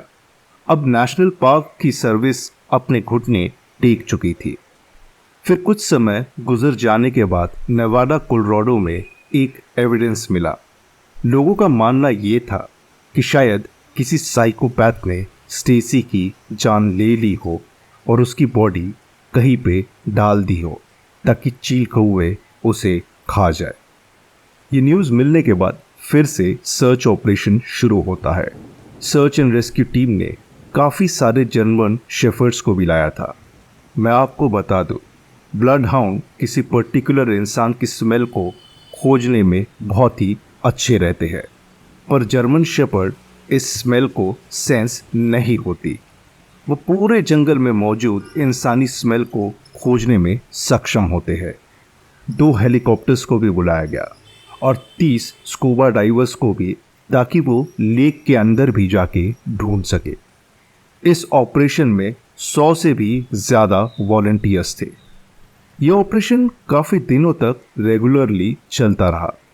सर्च एंड रेस्क्यू टीम ने अपनी खोज का इलाका 20 स्क्वायर मील्स तक अब बढ़ा दिया था। जैसे जैसे समय बीतता गया, टीम को कुछ भी हाथ नहीं लगा। स्कूबा डाइवर्स ने भी 3 और वाटर बॉडीज को छान मारा, पर उन्हें भी कुछ नहीं मिला। ट्रैकिंग डॉग्स यानी खोजी कुत्ते बहुत एफिशिएंट होते हैं, पर ऐसा नहीं कि वो कभी भी फेल ना हो। ऑपरेशन को एक और बार बंद कर दिया गया, क्योंकि अब कुछ भी हाथ नहीं लग रहा था। स्टेसी हवा में कहीं गायब हो गई थी, या उस जंगल ने अपने अंदर उसे समा लिया था। किसी को भी आज तक इस घटना का सटीक उत्तर नहीं मिल पाया है।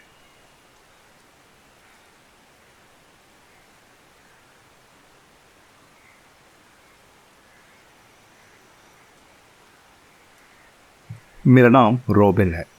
मैं पिछले कुछ सालों से एडिनबरा माउंटेन रेस्क्यू टीम में एक डब्ल्यू की पोजीशन संभाल रहा हूँ।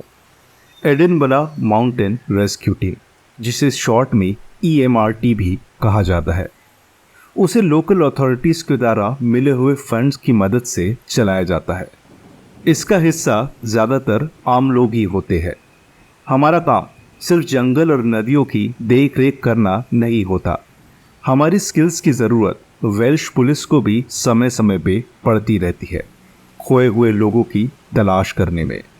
मैंने इस टीम में काम करते हुए ऐसा कुछ देख रखा है कि जिसके बारे में बताने के लिए मुंह खुले नहीं खुलता।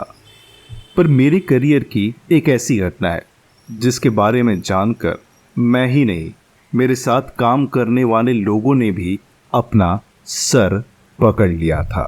रेस्क्यू टीम को बुलाने की अनुमति सिर्फ लोकल पुलिस के पास ही होती है। अक्सर इमरजेंसी या किसी गुम हो जाने की रिपोर्ट करने पर ही हमें बुलाया जाता है। दिन हो या रात, जब कभी भी हमारी टीम को बुलाया जाता है, हमें जाना ही पड़ता है। इमरजेंसी हेडक्वार्टर्स में 999 या यहाँ क्या इमरजेंसी नंबर है। डायल करते ही रिपोर्ट को EMRT के टीम लीडर्स को भेज दिया जाता है। फिर टीम लीडर्स अपनी बाकी की टीम और पुलिस ऑफिसर्स की मदद से काम में लग जाते हैं, और अगर ज़रूरत पड़ती है तो हेलीकॉप्टर्स और रेस्क्यू डॉग्स की भी मदद ली जाती है। अब मैं उस घटना पर आता हूँ। वो शायद संडे की शाम थी, दिसंबर का महीना था। मैं अपने कुछ पुराने दोस्तों के साथ पब में बैठा ही हुआ था। हम लोग अपनी ज़िंदगी और काम के बारे में बातें कर रहे थे। तभी मेरी रिस्ट वॉच में आवाज़ आई। ये इमरजेंसी का सिग्नल था। मैं थोड़ा सहज हो जाता हूँ। मैंने अपने दोस्तों से बाय बोला और EMRT हेडक्वार्टर्स के लिए निकल जाता हूँ। मैं हेडक्वार्टर्स पहुँचा और देखा कि वो अंधेरे में डूबा पड़ा है। फिर मुझे याद आया कि कल क्रिसमस है। लगभग सारे वॉलंटियर्स ही अपने घर क्रिसमस मनाने चले गए होंगे। मैं अंदर गया और लाइट बोर्ड को अंधेरे में दीवार के हाथ लगा लगा कर ढूंढने लगा, पर यह कोशिश नाकाम रही। अचानक मेरा हाथ लाइट स्विच पे पड़ ही जाता है और मैंने लाइट्स ऑन कर दी। मैं अपने केबिन की तरफ बढ़ा। मैंने लोकल पुलिस को फ़ोन लगाया बाकी की जानकारी लेने के लिए। टेलीफोन पर बात करते हुए ही मेरे फ़ोन पे नोटिफिकेशन आने लगे। ये बाकी के मेंबर्स के मैसेज थे, जिनमें लिखा हुआ था कि वो अपनी जगह से खोए हुए आदमी को ढूंढने निकल पड़े हैं और सब कुछ अंडर कंट्रोल है। इमरजेंसी नंबर को कॉल करने वाली एक महिला थी। उसने घबराते हुए हमें बताया कि कैसे उनके साथ उनके हस्बैंड आए थे और हवा में ही पलक झपकते गायब हो गए। हमारी टीम की फीमेल मेंबर्स ने उन्हें शांत किया और दिलासा दिया। वह महिला मानने को तैयार ही नहीं हो रही थी कि अब उनके हस्बैंड वापस भी आ पाएंगे। EMRT में इतने सालों से काम करने की वजह मेरे लिए यही है, दूसरों का हीरो बनना। जब वो पूरी तरह से टूट जाते हैं और उम्मीद छोड़ देते हैं, तब उनकी खोई हुई उम्मीद उन्हें वापस थमाना, या ये कहो उनके बिछड़े हुए व्यक्ति से उन्हें वापस मिलाना। जब वो महिला शांत हो गई, तब हमने उससे जितनी जानकारी मिल सकती थी उतनी ली। अब भरोसा भी नहीं कर पाएंगे जब आपको पता चलेगा कि छोटी से छोटी जानकारी भी खोए हुए लोगों को ढूंढने में कितनी बड़ी मदद करती है। उस महिला ने बताया कि वो लोग जंगल के नॉर्थ की तरफ जा रहे थे। यह रास्ता हाइकर्स में बहुत कॉमन है। हमें बिल्कुल भी समय नहीं गवाया और उस रास्ते पे निकल पड़े। हमें जल्दी से 2 टेंट दिखाई दिए। हमने उनकी अच्छे से जांच पड़ताल की, पर हमें कुछ खास नहीं मिला। जहां पर हम लोग थे वहां से नॉर्थ में पहुंचने में लगभग 5 से ज़्यादा घंटे का समय लग जाता। अक्सर लोग जिस रास्ते पे भटक जाते हैं, हमारी टीम उसी रास्ते पे ढूंढना चालू करती है। हमें ढूंढते ढूंढते काफ़ी समय बीत गया, इसलिए हमने अब हेलीकॉप्टर्स की मदद लेने का फैसला किया। उस रात आसमान कुछ ज़्यादा ही खुश नज़र आ रहा था। मैं ऐसा इसलिए कह रहा हूँ क्योंकि आसमान में एक भी तारा दिखाई नहीं दे रहा था। कुछ 6-7 मिनट बाद मुझे हेलीकॉप्टर्स की आवाज़ आई। हेलीकॉप्टर के पायलट को मैं अच्छे से जानता था। उसने अपनी रेडियो फ्रीक्वेंसी पे हमारी फ्रीक्वेंसी को मैच करा और उसने मुझे ग्रीट किया। तभी मुझे किसी चीज़ के भागने की आवाज़ आई। मेरा मतलब है पेड़ पत्तों और टहनियों से टकराते हुए भागने की। वो जो कुछ भी था, मैं जिस डायरेक्शन में जा रहा था वो भी उसी तरफ भाग रहा था। तभी मुझे पायलट की रेडियो की ट्यून होने की आवाज़ आती है। उसने मुझे बताया कि कोई लंबा सा इंसान अभी छलांग लगाकर एक गड्ढे में कूद गया है। हमारी टीम जब उस लोकेशन पर पहुंचती है तो पता चला कि वो गड्ढा माइनिंग अथॉरिटीज़ के द्वारा खोदा गया है। एडिनबरा में काफ़ी सारी माइंस है और कई साल पहले कुछ माइंस को अननोन कारण की वजह से बंद कर दिया गया। हमने माइन की थोड़ी खोज की और हमें एक रेड टी शर्ट मिलती है, पर हैरानी की बात ये थी कि वो टी शर्ट उस महिला के हस्बैंड की नहीं थी। जब हमें पता चला कि वो टी शर्ट किस व्यक्ति की थी तो हमारे होश टोटली उड़ जाते हैं। वो टी शर्ट 18 साल पहले गुम हुए रिचर्ड मिल्स की थी। वो भी यहाँ पर कैंपिंग के लिए आया था, पर रात होते होते वो इस जंगल का शिकार हो जाता है। 18 साल पहले जब रिचर्ड की मिसिंग रिपोर्ट लिखी गई थी तो एक बहुत ही बड़ा सर्च एंड रेस्क्यू मिशन चालू हुआ था। ये मिशन लगभग 100 दिन चला था, बट पूरी EMRT टीम के हाथ रिचर्ड के कुछ भी नहीं मिला था, ऐसे जैसे कि रिचर्ड कभी उस जगह पे गया ही नहीं होगा। और अब पूरे 18 साल बाद उसकी टी शर्ट मिली। इस घटना की वजह से एडिनबरा के जंगल के बारे में न जाने किस किस प्रकार की बातें बनने लगी और एक दिन हायर अथॉरिटीज़ ने EMRT को बंद कर दिया। जब EMRT को बंद कर दिया गया तब मैं 66 साल का था। लोग अक्सर बुढ़ापे में हॉबीज़ बना लेते हैं और मैंने भी बना ली थी। वो थी कैंपिंग करना। मुझे नेचर से बहुत ज़्यादा प्यार था, बहुत ज़्यादा ही लगाव। मैंने अनेकों बार एडिनबरा के जंगल में कैंपिंग की है और मुझे कुछ नहीं हुआ। आप कह सकते हैं कि शायद मेरे EMRT में होने का एक्सपीरियंस है जो कि मुझे इस जंगल से बचा के रखता है, और ये कि ये जंगल मुझे अपना शिकार नहीं बना सका।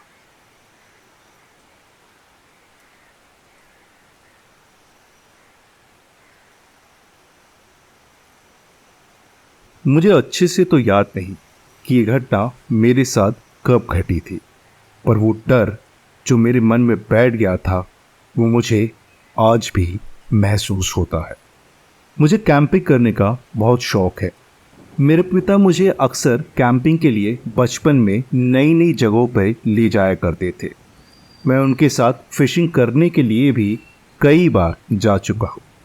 और ये कहना गलत नहीं होगा कि कैंपिंग करने का शौक मुझे मेरे पिता के कारण ही हुआ।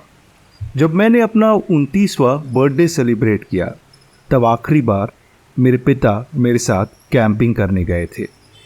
वो अब काफ़ी बूढ़े हो चुके थे। फिर मैंने अकेले ही कैंपिंग में जाना शुरू कर दिया।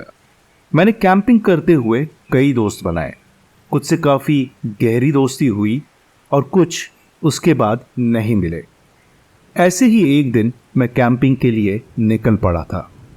मौसम काफ़ी नरम था। सूरज की धूप नरम कंबल की तरह मुझे महसूस हो रही थी। मैं जिस जगह कैंपिंग कर रहा था वहाँ से वापस आने के लिए मैंने एक 5 मील लंबी बाइक राइड वाला ट्रैक चुना। मैं धीरे धीरे मौसम और प्रकृति का लुत्फ उठाते हुए आ ही रहा था। 2 घंटे बीत चुके थे और मैं अब एक रेस्ट पॉइंट पे लंच करने के लिए रुका। मेरे पेट में चूहे कूद रहे थे। मैंने वहाँ पर कम से कम 20 मिनट बिताए होंगे और फिर अपनी ट्रेल पे निकल गया। तभी मुझे कुछ सामने से लोग आते हुए दिखाई दिए।